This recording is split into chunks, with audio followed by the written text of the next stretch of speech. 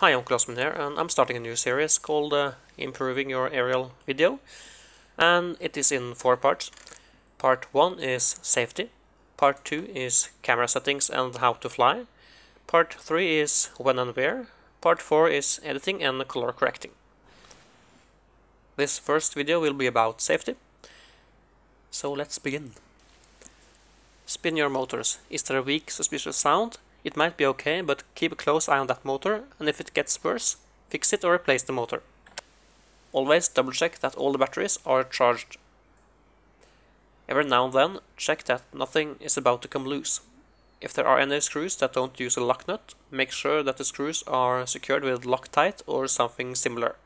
Now, before you start flying, look around you and see if there are any power lines that you can crash into.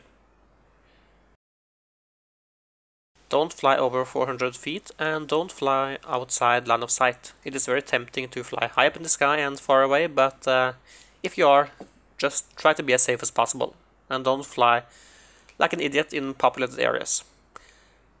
I should not have to say this, but don't fly close to airports.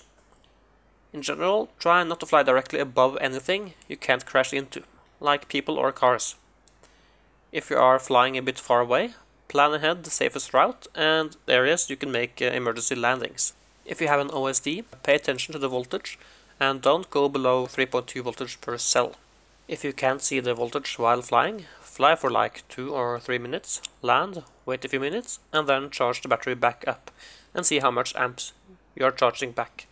A rule is that you don't drain the battery to go below 25%, although how far down you can go will depend on the battery. Note that when the batteries get older, they will start to lose their capacity. Something safer would then be to measure the voltage 5 minutes after you have landed. Each cell must then not be below 3.7 volt. On a 4S battery, that is 14.8 volt. Here you can see a battery that is puffed up and must no longer be used.